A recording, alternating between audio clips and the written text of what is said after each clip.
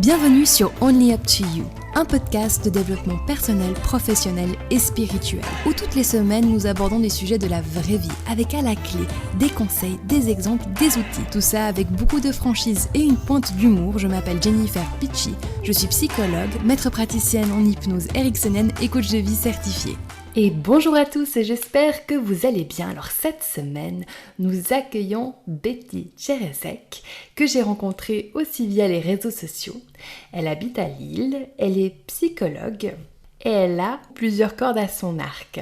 Elle est psychologue du travail et psychothérapeute TCC, c'est-à-dire les thérapies émotionnelles, cognitives et comportementales, et elle est aussi hypnothérapeute. Aujourd'hui, on va vous parler de la dépendance affective. C'était un sujet qui m'a été lourdement demandé. Et comme ça ne fait pas partie des sujets dont je suis experte, je me suis entourée de quelqu'un qui s'y connaît très bien. D'ailleurs, Betty a un programme en ligne qui s'appelle Libre et Confiante.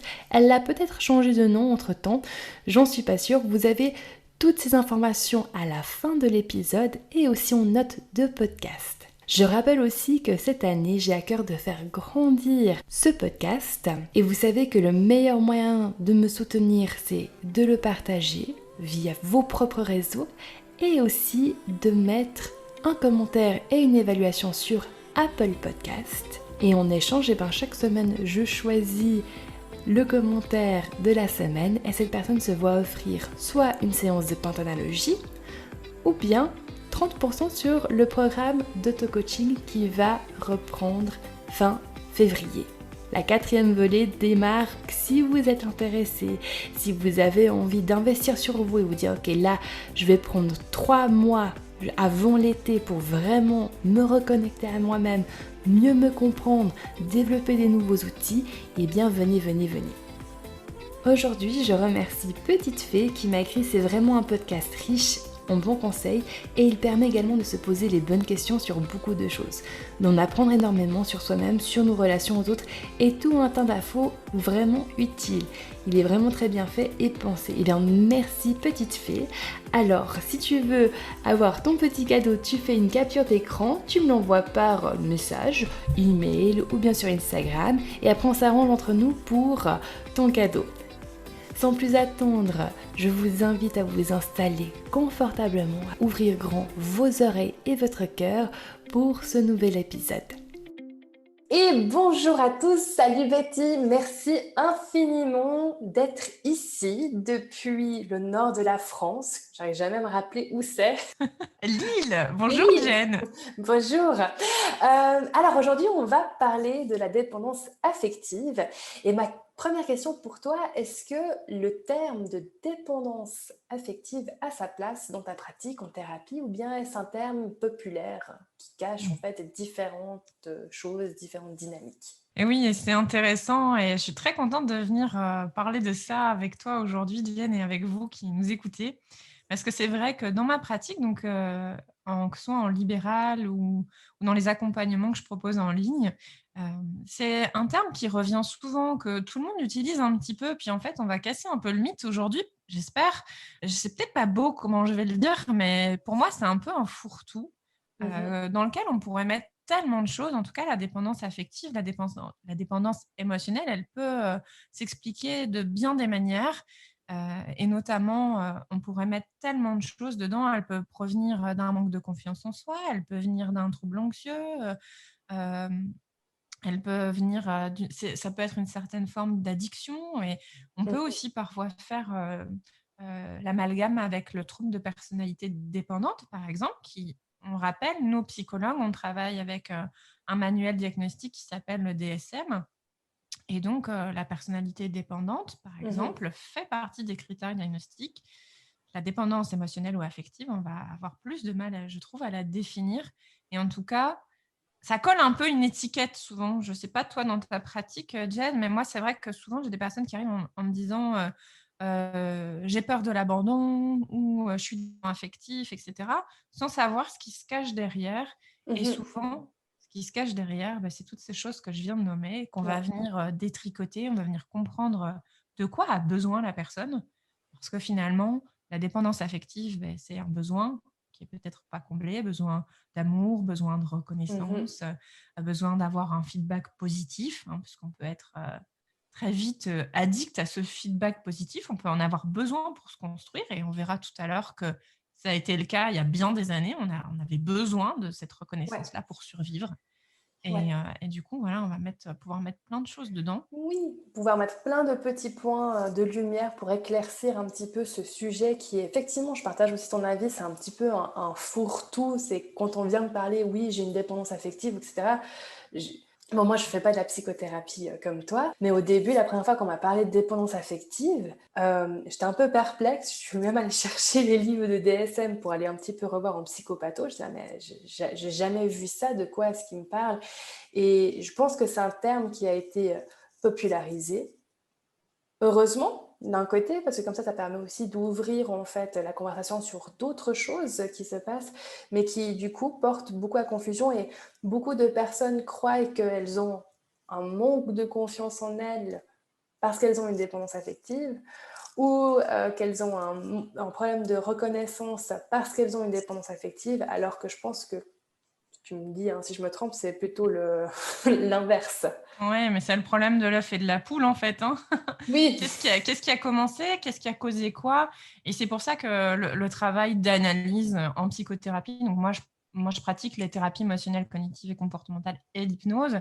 On Ouais. va vraiment venir regarder qu'est-ce qui pose problème à la Mhm. personne, en fait, Mhm. et quel besoin n'est pas rempli. Ça, c'est vraiment 2 points fondamentaux sur lesquels j'aime travailler, parce qu'au-delà de poser une étiquette, parce que je trouve que les personnes qui viennent et qui disent souffrir ou qui pensent souffrir de dépendance affective, cette étiquette-là, elle enferme, en fait. C'est ça, Ça vient absolument. presque définir la personne, puis je trouve ça dommage parce que ce soit de la dépendance affective comme, ça a été popularisé effectivement, que ce soit même d'autres choses comme la dépression, le trouble anxieux ou un manque de confiance en soi, ça définit pas une personne et puis il y a des Mhm. solutions et surtout ce qui est important, c'est de comprendre comment ça fonctionne et quel besoin n'est pas rempli. Ouais, et ben justement, on va aller en parler de tout ça. Bon, si tu devais donner une définition générale de la dépendance affective, à quoi est-ce que ça ressemble tous les jours dans ce que toi, tu as eu comme expérience de personnes qui sont venues te dire, ah, voilà, j'ai de la dépendance affective, qu'est-ce qu'en fait se cachait dessous ou là-dessus? Mmh. Mais en fait, c'est une bonne question. Je trouve que la dépendance affective, sous ce terme-là, est très difficile à définir et c'est pour ça que les personnes savent pas comment faire avec ça parce que ça, comme on disait tout à l'heure, ça veut tout et rien dire. Mais le problème avec lesquels, les personnes en accompagnement arrivent, en tout Mhm. cas que moi je vois dans ma pratique, hein, je dis pas que c'est une vérité absolue, c'est souvent, lié justement au manque de reconnaissance et à la confiance en soi. C'est le fait d'avoir effectivement des relations peut-être passionnelles ou fusionnelles. Mhm. C'est d'avoir peur d'être abandonné, la peur Mhm. de ne pas être assez aimé. Mhm. C'est une difficulté à prendre des décisions pour soi-même, à se faire passer en priorité.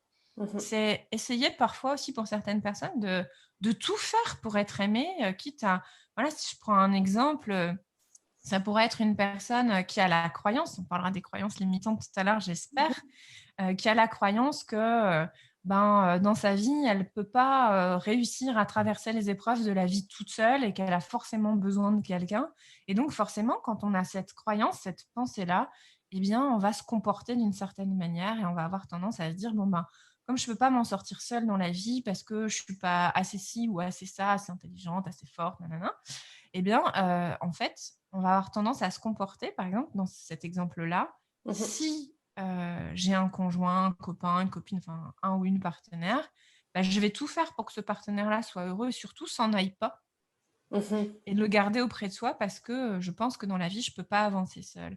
En faisant ça et en se comportant de cette manière-là, du coup, on va avoir tendance à se sacrifier, à faire passer les besoins de l'autre en Mhm. premier et à plus penser à soi et à tout faire, tout faire, tout faire pour que cette personne reste auprès de nous parce que, vraiment, si elle était plus là, on n'y arriverait plus, on n'arriverait pas à Voilà. traverser, à faire ce cheminement-là Ouais, ouais.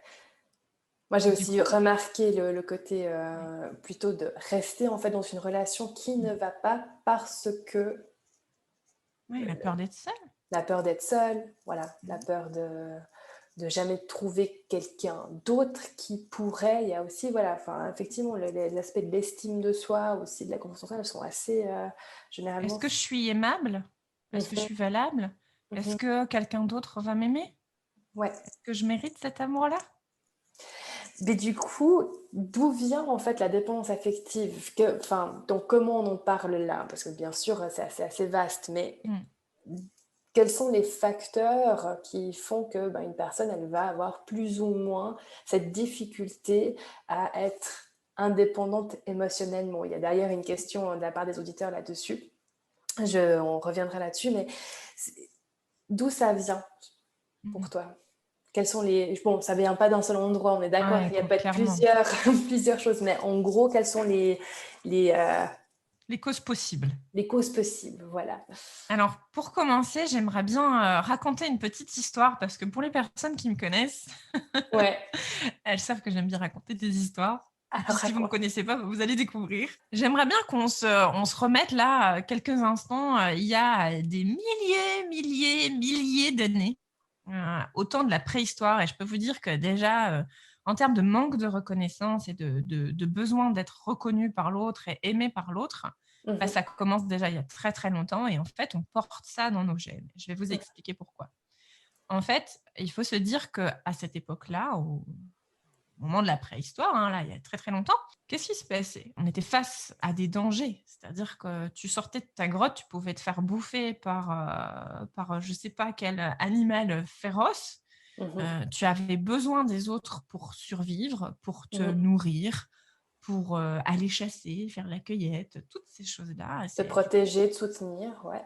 exactement. Mhm, Et en fait, à cette époque, l'humain a très vite compris que pour survivre, il devait faire partie d'un groupe.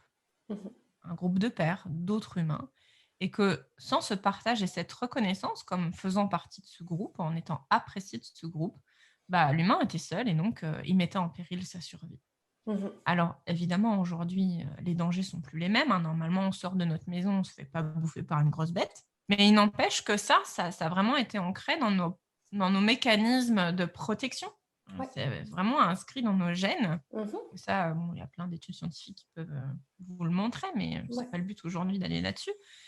Et donc, forcément, en fait, l'humain a intégré que pour vivre bien, bah, il est un être qui a besoin de faire partie d'un groupe. Et D'un le groupe. premier groupe qu'on va rencontrer dans notre vie, c'est notre famille. Mhm, Et qu'est-ce qui va se passer aujourd'hui? Ça commence dès très jeune. Et il y a un bébé qui naît dans une mhm, famille. Et qu'est-ce qui se passe quand ce bébé naît? Ben, il a besoin d'être nourri, il mhm, a besoin de recevoir de l'amour, il a besoin d'être protégé parce qu'il ne sait rien faire tout seul. mhm, Et donc, le bébé, le nourrisson, puis le jeune enfant comprend très très vite qu'il a une manière de se comporter qui fait qu'il va être reconnu par son père, par sa mère ou sa figure d'attachement. Et mhm, que quand il va faire certaines choses, ah tiens là, ça plaît pas trop à papa ou maman, donc je vais arrêter de mhm, faire ça pour être reconnu, pour être aimé et recevoir une des choses des plus fondamentales qui vraiment va conditionner notre bien-être, qui s'appelle l'amour inconditionnel. mhm. Et donc, ben, très jeune, on va apprendre. Et c'est pour ça que moi, je suis pro-éducation bienveillante, éducation positive, parce que les enfants d'aujourd'hui vont faire les adultes de demain, hein, des adultes qu'on espère qui seront le mieux possible dans leur basket, dans leur tête, etc. Et pour ça, il faut qu'ils puissent recevoir de l'amour inconditionnel. Et l'amour inconditionnel, c'est quoi? C'est quoi que je fasse, qui que je sois parfait, imparfait, je mérite cet amour-là. Ouais. Et je Sauf suis quand acceptable. exactement. Je suis acceptable, je suis aimable et j'ai de la valeur en tant qu'humain. Mhm, Or, bah, on a tous un vécu différent, on a des mhm, chances différentes et on n'a peut-être pas eu tous et toute cette chance de recevoir de l'amour inconditionnel.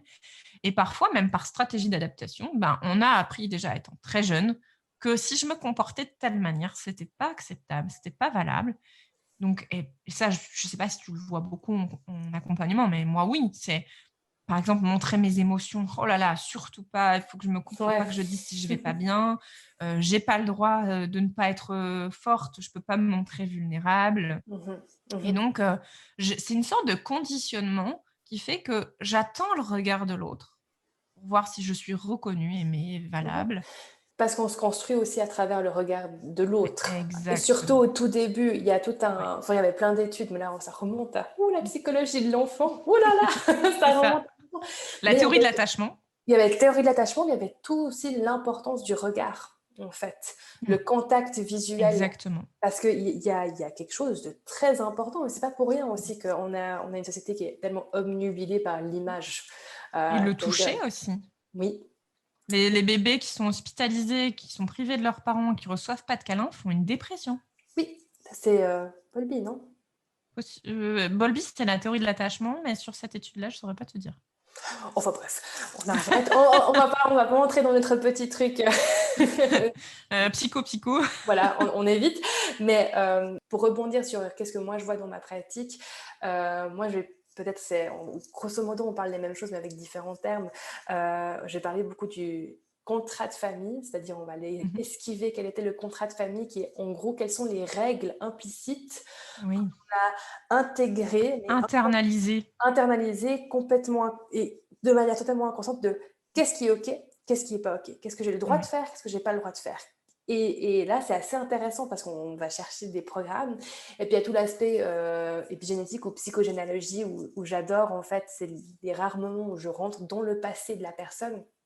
Parce que, voilà, en coaching, on est plutôt présent et futur.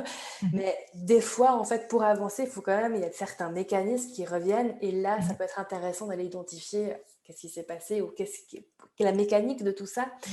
Et donc, dans la psychogénéalogie, comme moi je le fais, c'est très simple. C'est, OK, quelle est l'histoire, en fait, de ta famille et des différentes branches. Et là, c'est tellement enrichissant parce qu'il y a tous ces codes, en fait, qui sont transmis d'une génération à l'autre et qui sûrement étaient utiles à une époque socio-économiquement et politiquement bien définie, mais qui au jour d'aujourd'hui est complètement obsolète. Et donc du coup, effectivement, on arrive avec parfois des croyances où c'est des règles de vie. Moi, je dirais que c'est l'internalisation de certaines règles de vie. Je ne dois pas montrer mes émotions. Je dois être comme ceci. Si je suis autrement, on ne va pas m'aimer. De toute façon, et là je crois que c'est où c'est le pire, c'est quand cette personne était dans une famille où justement l'amour inconditionnel, c'était pas quelque chose qui était sur la table. C'était plus une question de survie, donc fais le moins chiche possible, cache-toi, planque-toi. De toute façon, tout ce que toi tu fais, c'est pas assez bien. Ou ta soeur, ton frère fait mieux. Ou toi, où il y a aussi, là je pense à quelqu'un, parce que frère ou sœur avaient des problèmes, et ben pour pas que frère et sœur se sentent mal, et ben l'autre était rabaissé au même niveau, donc l'autre n'avait jamais le droit de réussir et d'être reconnu pour ses propres réussites. Enfin, ce genre de choses, effectivement, à la fin, tu arrives à l'âge adulte, et il y a une croyance profonde de je ne suis pas aimable, peu importe ce que je vais faire, comment je vais me comporter. Le fait est qu'il y a quelque chose en moi qui est très mauvais, et pourtant, il y a ce besoin instinctif, primitif, Complètement. d'avoir besoin de liens, de soutien, d'être important pour quelqu'un. Mm. Mais complètement. Et puis c'est aussi presque, je ne sais pas si on peut le dire comme ça, mais hormonal. C'est-à-dire qu'on sécrète des hormones de plaisir, de bonheur. Mais, Et c'est hyper important d'avoir ces feedbacks positifs. C'est aussi ça qui fait notre humanité. Donc, absolument. comme tu disais tout à l'heure, c'est une façon de se construire, de construire son identité, de voir où sont les normes, ce qui est valable, acceptable. Enfin, l'être humain pourrait de toute façon pas vivre seul, mais je pense que si on devait vraiment définir la dépendance émotionnelle ou le manque de reconnaissance, de confiance en soi, ou je ne sais pas tout ce qu'on pourrait mettre dedans, mais c'est qu'est-ce qui pose problème et elle est où la limite en fait entre je suis un être qui a quand même besoin de se construire avec les autres, Affectivement, socialement, ouais. voilà, et j'ai tout le temps besoin des autres pour vivre, décider, m'aimer.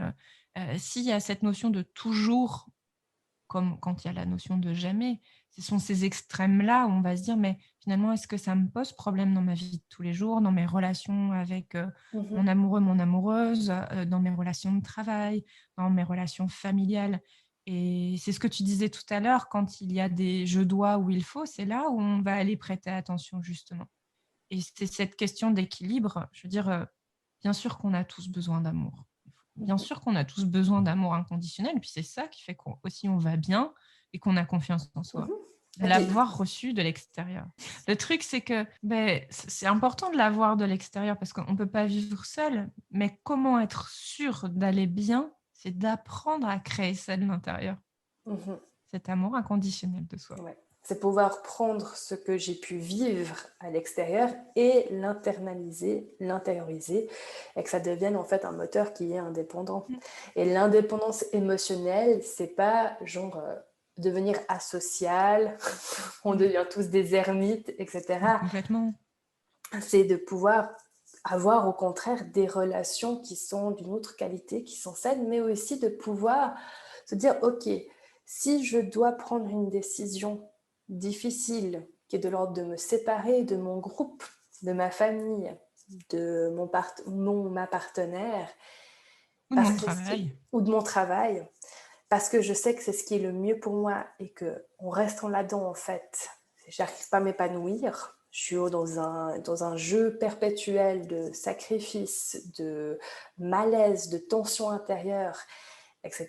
Et bien qu'à ce moment-là, je puisse me dire, ok, j'arrive à me suffire à moi-même assez longtemps pour pouvoir prendre les prédispositions nécessaires pour ensuite aller me reconstruire. Ça ne veut pas dire à un moment donné, ah bon, ben oui, je suis indépendante émotionnellement, j'ai besoin de personne, je ne veux personne et j'ai peur de l'engagement du coup. J'ai peur de créer des relations qui sont proches, intimes. Parce que ouais, effectivement, la ligne, elle est très très fine entre une relation qui est intime, qui est très proche, avec une relation qui est fusionnelle, au point où il y a une codépendance affective. Oui, complètement. On est sur des choses voilà, qui sont très subtiles et puis qui méritent d'être, à mon sens, investiguées s'il y a une souffrance derrière. Et puis pas juste l'auto-jugement ou le jugement d'autrui. Parce qu'il y a parfois des personnes, elles arrivent très très bien à fonctionner comme ça. Et ça leur convient. Puis il faut rappeler aussi que dans certains couples, et on le voit même chez n'importe qui, même quand tu souffres pas de dépendance émotionnelle ou de manque de confiance, c'est tes petits défauts conviennent bien à ton partenaire et ça, c'est comme s'il y avait une belle synergie qui se faisait entre les forces et les vulnérabilités de chacun et parfois la synergie, elle se fait aussi. Je pense que tu as raison de préciser que il faut regarder là où ça fait souffrance. Et Voilà. est-ce qu'il y a un dysfonctionnement qui fait que je souffre trop avec ce fonctionnement-là? Et la souffrance peut être autre qu'une souffrance psycho-émotionnelle pure. Mais ça peut être aussi la souffrance, ça peut être aussi, on peut l'observer aussi, je trouve en accompagnement, ce qui revient souvent, c'est la répétition de schémas. Ouais, c'est ça. Bien, en fait, je me retrouve tout le temps dans les mêmes relations, dans les mêmes situations. Pourquoi est-ce que ça se répète? Et ça, je trouve que ça revient régulièrement. Et ce que j'aime bien dire ou travailler aussi, ça me fait penser à ce que tu disais tout à l'heure, c'est d'aller regarder la notion de désir et de besoin. C'est-à-dire, est-ce que pour prendre une décision, je ressens l'envie, le désir d'avoir plusieurs avis et ensuite d'écouter ma petite voix intérieure, de me faire mon petit truc et de prendre ma décision? Ou est-ce que je pense avoir besoin de l'avis de l'autre pour me conformer ou prendre la décision que l'autre pense la mieux pour moi? Et pour la petite histoire, je vous raconte ma vie personnelle 2 minutes, on s'en fout, mais je pense que ça peut aider quelques personnes. Ma mère disait toujours: «Mais toi, de toute façon, tu es très indépendante, on te donne tous notre avis, puis finalement, tu fais ce que tu veux». Elle avait à la fois raison et tort et elle s'en est aperçue au fil des années. C'est-à-dire que moi, dans mon fonctionnement, ce que j'aime bien faire, c'est être à l'écoute. Oui, je peux écouter ce qu'on me dit. Peut-être que parfois, je peux demander l'opinion des autres parce que ça m'aide à grandir, ça m'aide à cheminer, ça m'aide à réfléchir, ce partage, parce que voilà, c'est une fois encore, on ne peut pas vivre seul. Puis ça permet d'avoir de l'inspiration aussi parfois. Mais au final, je sais que la décision, elle m'appartient et que je vais prendre tout ça, puis je vais mettre tout ça dans mon sac à dos et à un moment donné, eh bien, je saurai quoi sortir de mon sac à dos et je saurai ce qui est de mieux pour moi à faire et de prendre cette Mhm. décision-là pour moi en fonction de mes besoins et non pas en fonction des besoins des autres. Et Mhm. je dis pas, ça m'a pris du temps à arriver à faire ça. Mhm. Et je pense qu'un point d'observation, c'est de regarder aussi, par exemple, dans les relations de couple, ça me fait penser aussi à une patiente qui me disait, avec qui j'avais eu ce débat-là, c'est, bah, finalement, parce que je lui disais, mais elle pensait souffrir de dépendance affective, et puis en fait, clairement pour moi, c'était un manque de confiance et d'amour de soi. Et en fait, elle Mhm. allait chercher chez ses partenaires, même parfois nombreux partenaires, de l'amour, parce qu'elle Mhm. ne savait pas se l'offrir à elle-même, puis elle n'avait pas appris, c'est normal, elle n'avait pas appris à le faire. Et du coup, ben, c'est ça le truc, c'est est-ce que je vais vers une relation parce que j'ai envie, j'ai du désir d'être amoureuse, j voilà, c'est l'envie, le désir, ou est-ce que j'en ai besoin pour me construire? Mhm. Est-ce que j'ai besoin de l'autre pour pouvoir survivre, absolument dans ma vie de tous les jours?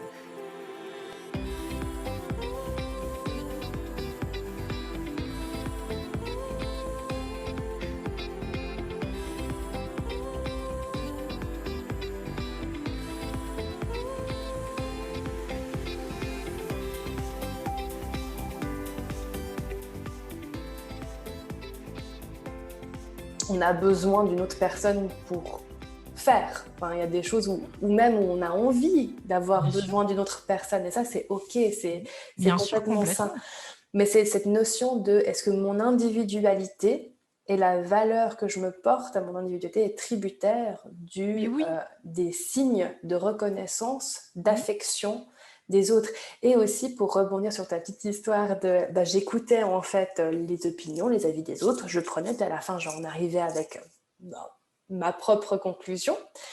Ça, c'est aussi un fonctionnement de dépendance émotionnelle qui est sain, c'est-à-dire que, ok, je prends l'opinion, je suis en relation encore avec les autres, Bien sûr, mais je suis aussi en relation avec moi-même. Et c'est pas complètement. l'un ou l'autre, Mmh. c'est l'un et l'autre, et peut-être qu'avec une priorité sur finalement qu'est-ce que ça me génère aussi comme ressenti, etc.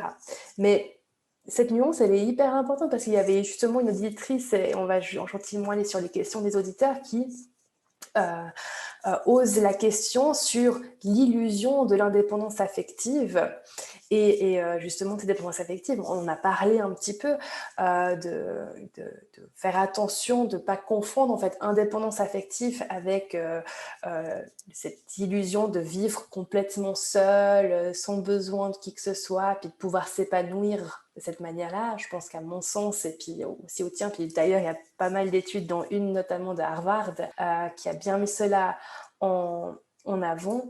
Euh, le, le facteur qui va rendre les personnes heureuses, ce sont les relations. Mais C'est bien le sûr. facteur le plus prédominant, c'est comment on dit, Mmh. ouais, le facteur le plus prédominant qui est en jeu pour le bonheur des gens, ce sont les relations. Mais bien sûr. Et dont les relations, elles l'affectent, en Mmh. principe. C'est pas juste des Bien sûr. relations clients. Mais il y a toujours des émotions. Mhm. Nous sommes, des êtres émotionnels, donc c'est logique, et c'est, Paul Gilbert, Mhm. qui, a notamment créé la thérapie centrée sur, l'autocompassion, que moi je pratique et que j'aime beaucoup. Il dit vraiment qu'en fait, il y a des émotions de différentes couleurs, les émotions rouges, bleues et vertes. Les émotions rouges, c'est les émotions d'alerte, de danger, et puis les émotions bleues et vertes, c'est des émotions, hem, dans le faire ou dans la relation. Par exemple, c'est des émotions qu'on va essayer de venir activer quand on travaille en thérapie, justement pour développer l'amour de soi, ou on va favoriser des activités, où on est dans le faire, parce que nous, dans nos sociétés, alors toi, tu es en Suisse, mais j'imagine que Mhm. c'est assez similaire. On est beaucoup dans une société de faire, faire pour justement avoir ces signes de reconnaissance-là. Mais aujourd'hui, les autres émotions qui sont de l'ordre relationnel, on les a un peu oubliées. C'est celles qu'on va venir activer. C'est notamment aussi la fameuse, thérapie d'activation comportementale qu'on utilise dans les cas de dépression. Mhm. C'est je, je peux faire, par exemple, je peux peindre un tableau. Mhm. Et j'aime dessiner, j'aime peindre, donc je peins un tableau, je suis dans le faire. Et dans le faire, il y a faire du sport, faire à manger, travailler, avoir une relation sexuelle avec son partenaire. Enfin, c'est Mhm. faire, il y a plein de choses qu'on réalise. Mais la partie qu'on a oubliée, c'est faire en relation avec les autres. Peut-être que Mhm. parfois, je peux réaliser un tableau, mais c'est pour l'offrir. Mhm. C'est pour l'offrir à quelqu'un, c'est pour être en relation avec quelqu'un. Mhm. Je peux aller au cinéma, mais je peux aller au cinéma pour être dans un moment plaisant avec une personne que Mhm. j'apprécie. Et ces émotions-là, on va vraiment essayer de venir les activer. Comme tu disais tout à l'heure, d'une façon saine, c'est-à-dire que c'est pas j'occupe tout le temps, tout mon temps pour être avec les autres, pour jamais être seule. C'est je le fais parce que ça me fait du bien, ça me fait plaisir. C'est pas un Mhm. besoin, c'est un plaisir. Mhm. Je crois que la nuance, elle est vraiment pas facile à faire. Non. Justement, dans les questions qui m'ont été posées, c'est est-ce que la peur de l'abandon est liée à la dépendance affective? On a parlé, on va en reparler. Simplement, je pense qu'on va dire oui. Bon, c'est une bonne question qui a, à ma connaissance toute personnelle, je ne sais pas si le lien a été validé scientifiquement, mais c'est clair qu'il y a forcément des liens à faire. Après, c'est une opinion. Voilà, bon, je partage son opinion, même si elle n'est pas valide scientifiquement, mais je sais aussi que dans le livre Les 5 blessures de l'âme de Lise Bourbeau, le masque de la blessure de l'abandon est celle de la dépendance affective, ou de la dépendance de manière générale. Donc effectivement, il y a quelque chose, au fil des années, il y a quand même des liens. Je pense qu'il y a des choses qui se réveillent aussi. Je ne sais pas si vous Mhm. avez remarqué, mais des fois, vous avez des vulnérabilités qui ne s'activent pas Oui. dans certaines relations et qui s'activent, mais vraiment plus dans d'autres relations. Mhm. Et Absolument. ça, elle en parle beaucoup, je pense, à Lise Bourbeau dans ce livre-là. En tout cas, vraiment de ces blessures qui peuvent s'activer en fonction des personnes qu'on a en face de nous. Hein. Il y a des Mais personnes. tout Oui. à fait, mais comme les systèmes de croyances aussi qui peuvent s'activer. Tu Mhm. aurais aimé parler des croyances limitantes dans le programme coaching que je fais. À un moment donné, ben, on a toute une partie sur les croyances et aussi l'aspect qu'il y a des systèmes de croyances qui vont s'activer face à une situation, face à un événement, face à une période dans la vie, face à un changement identitaire aussi. Il y a tout d'un coup des systèmes de croyances qui se réveillent, qui étaient complètement dormants jusque-là. Et donc, je fais la même chose avec les blessures. Complètement. Et tu as raison de le préciser. C'est effectivement aussi un des points que j'aborde dans mon programme. C'est que même si on peut mettre des choses en place par soi-même, qu'on peut essayer de comprendre d'où ça vient, qu'on peut lire, qu'on peut se documenter, le truc avec les croyances, c'est qu'à la fois, il y a les croyances qui sont fonctionnelles, qui nous sont utiles parce que aussi, Mhm. comme les stratégies de protection, hein, moyens de défense qui sont très utiles à un moment donné de notre vie, on peut leur dire merci. Et il y a des croyances qui sont, ce qu'on va dire, fonctionnelles, puis il y a des croyances qui sont dysfonctionnelles. Et on revient à cette même notion de tout à l'heure, c'est est-ce qu'elles font souffrance, est-ce qu'elles nous empêchent d'être épanouies? Et le truc, c'est que la partie visible de l'iceberg, c'est nos pensées, c'est comment on va se parler, comment on va s'adresser à soi. Et la partie non visible, c'est les croyances limitantes, les Mhm. croyances dysfonctionnelles qui font souffrance et qui s'activent. Mhm. Et si on ne vient pas travailler en profondeur, c'est un peu quand même mettre un pansement sur une jambe de bois. C'est une expression très française, je ne sais pas si vous dites pareil chez vous. Mais bon, Mais du coup, du coup, c'est travailler en superficiel, ça donne des résultats qui sont temporaires. mhm. C'est ça, pour moi, l'intérêt d'aller vraiment en profondeur, notamment grâce à l'hypnose. On a une technique Ouais. qui s'appelle la régression, Mhm. qui permet d'aller chercher les blocages et d'aller débloquer ce qu'il y a à débloquer. Et voilà, ce travail sur ces croyances, comme toi, je suis convaincue qu'il est utile. Et puis, le deuxième effet qui se coule, c'est pour moi d'aller travailler sur l'amour de soi. Parce que moi, je dis souvent, notamment dans le programme Libre et Confiante, c'est comment vous vous adressez à vous-même dans une situation difficile. Parce qu'on a tous rencontré des moments durs où on Mhm. aimerait bien qu'on nous prenne dans les bras puis qu'on nous rassure, sauf que nos proches ne sont pas toujours disponibles ou parfois ils sont maladroits. Et d'ailleurs, c'est normal. Je précise juste que c'est normal. Si tu passes un moment difficile, tu as envie d'un câlin, tu as envie de pleurer, tu as envie qu'on te dise que voilà, c'est normal. C'est pas de la dépendance affective. Mais non, pas c'est du normal. tout. Mais pardon, je t'ai coupé, vas-y. Mais non, mais tu as tellement raison de le préciser. C'est n'importe qui est dans une situation difficile a besoin de ça. Et moi, la première, moi je dis souvent à mon mari, là ça va pas, fais-moi un câlin. Et le truc, c'est si l'autre n'est pas disponible, tu as quand même appris à développer des techniques qui soient backup pour y répondre. Exactement. En attendant que tu puisses avoir ce retour. Ton câlin. Ton câlin. Et j'adore ce que tu viens de dire. On a des techniques backup. C'est ça. Est-ce que vous avez du backup au cas où la liaison affective n'est pas disponible à ce moment-là, elle n'est pas disponible pendant plusieurs jours, semaines. Ouais. Après, si c'est pendant plusieurs mois, effectivement, il n'y a personne qui va vous aider. Quelqu'un qui vous dirait, c'est après plusieurs mois, mais même après plusieurs semaines, tiens, t'es mal parce que t'as pas vu quelqu'un ou machin. Mais n'importe qui le ferait, hein. N'importe qui le serait. Oui, mais il n'y a qu'à regarder la situation sanitaire actuelle. Hein. C'est déprimant pour tout le monde. Hein. C'est normal, on a besoin des autres quand même. Le tout, c'est une question de jauge, quoi. Est-ce que c'est tout le temps, dans toutes les situations, pour tout? C'est ça qu'il faut venir regarder. Est-ce que c'est du backup ou pas? Voilà. C'est ça. Ça me fait... Ouais, oui. Vas-y. Non, et si j'ai pas du backup, est-ce que ça crée de la souffrance en fait? Est-ce que ça impose quelque chose sur la personne avec qui je vis? Il y a d'ailleurs une question là-dessus, puis il y en a une autre sur l'hypnose, mais tu voulais rebondir, donc vas-y. Oui, en fait, ça me fait penser, je sais pas si tu as déjà vu les séries un peu catastrophes ou les films, tu sais, où il n'y a plus d'électricité, tout s'éteint, c'est genre apocalyptique, et puis à un moment donné, tu as le générateur de secours qui se met en route. Ouais. Ces techniques-là, c'est un peu ça. On essaye de développer le générateur de secours pour avoir cet amour, ce chaud doudou-là que tu peux t'apporter à toi-même. Et ça, c'est vraiment une de mes forces et une de mes techniques préférées. C'est que tu puisses avoir des ressources en toi pour justement pouvoir t'apporter compassion, chaleur et bienveillance dans le cas où tes ressources extérieures ne soient pas disponibles. Ouais, mais j'adore. D'ailleurs, dans les questions, il y a est-ce que l'hypnose peut-elle aider justement dans le cadre de la dépendance affective et pour s'en défaire? On est les deux hypnothérapeutes. Oui, donc à mon avis, la réponse va être oui. Hein. Je pense qu'on ne peut pas dire non, ni toi ni moi. Non, mais je profite de rebondir sur un aspect. Donc, l'hypnothérapie, elle fait partie des thérapies brèves. Mais effectivement, là, on est sur des problématiques qui sont généralement profondes et donc qui méritent un travail en profondeur.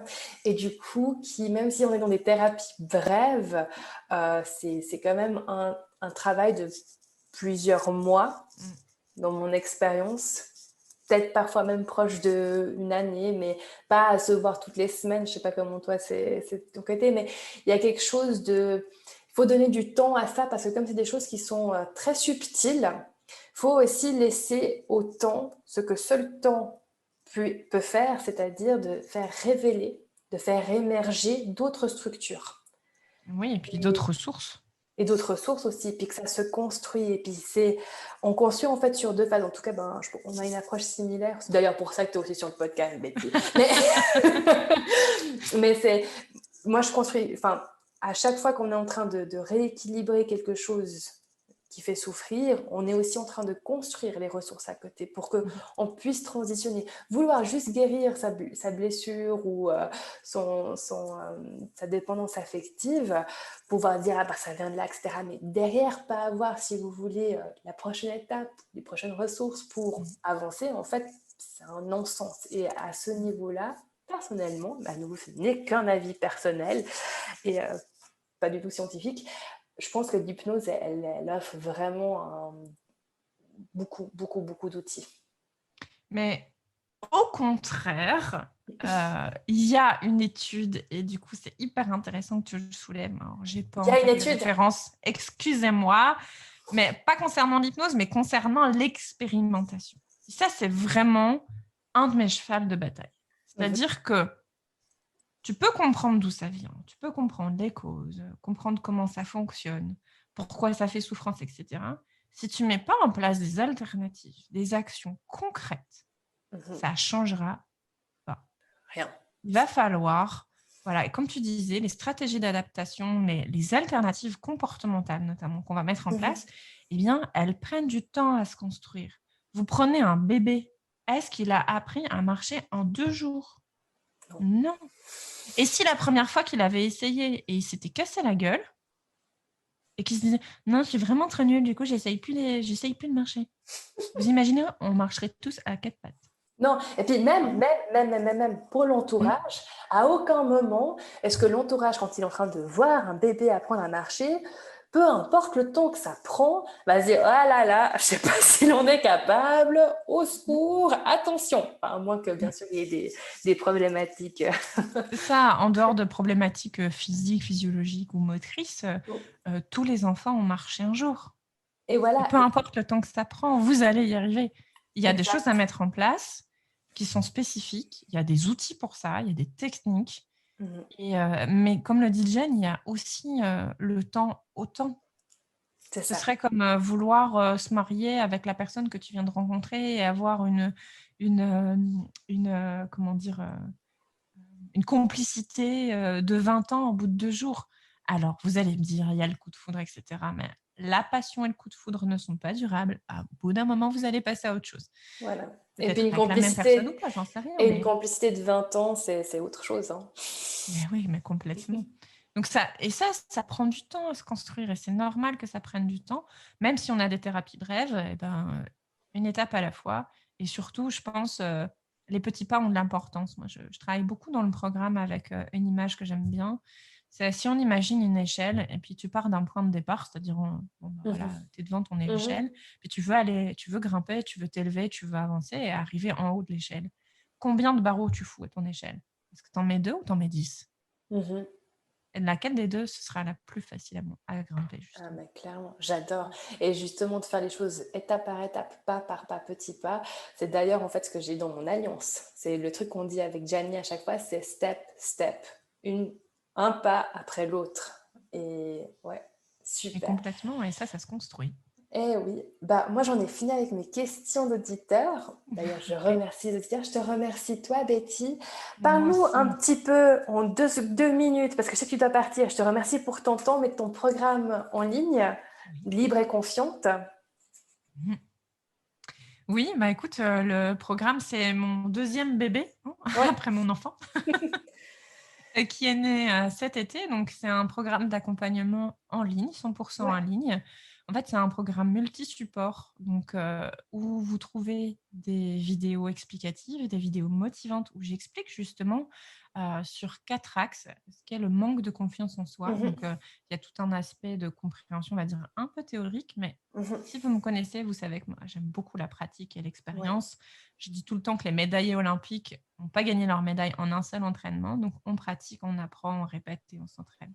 Donc, déjà, c'est ce que je disais tout à l'heure, il y a tout un premier module sur comment on se fixe des objectifs, où est-ce qu'on veut aller, qu'est-ce qu'on vise. Le Mhm. but, c'est pas de viser la médaille olympique à la première compétition. On peut peut-être commencer par les régionales, hein, c'est très très bien. Ouais. Et voilà, je suis contente de te faire rire. Et puis ensuite, il y a tout un module sur les croyances limitantes, toutes celles dont Ouais. on vient de parler pour travailler en Ouais. profondeur. Il y a également un module qui est dédié à l'amour de soi, apprendre à se donner Mhm. beaucoup d'amour et de bienveillance. Et le dernier module est dédié à l'affirmation de soi, Ouais. pour apprendre à dire non, à fixer ses limites, à prendre ses décisions pour soi-même et pas pour les autres. Et donc ces 4 modules-là, en fait, vont être, vus et entraînés à la fois grâce aux vidéos, grâce au coaching de groupe, grâce à un cahier d'exercices. Donc il y a une trentaine de pages, plus de 15 exercices à réaliser. Donc c'est vraiment du concret, hein, faut être prêt à bosser.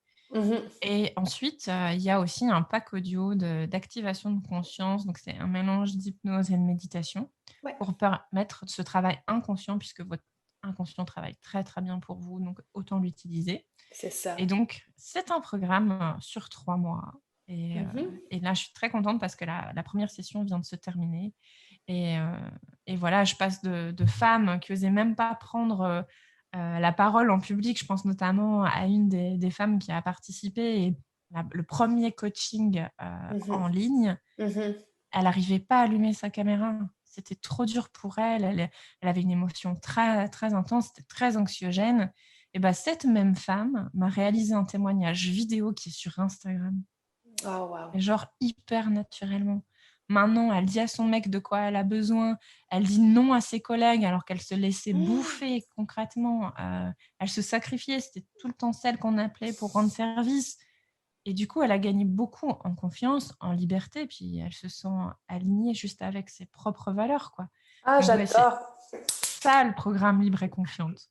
C'est génial. Bon, bah, si ça vous intéresse, vous vous reconnaissez là-dedans, vous avez tous les liens en note de podcast pour retrouver. Je vous invite aussi à aller suivre Betty sur Instagram.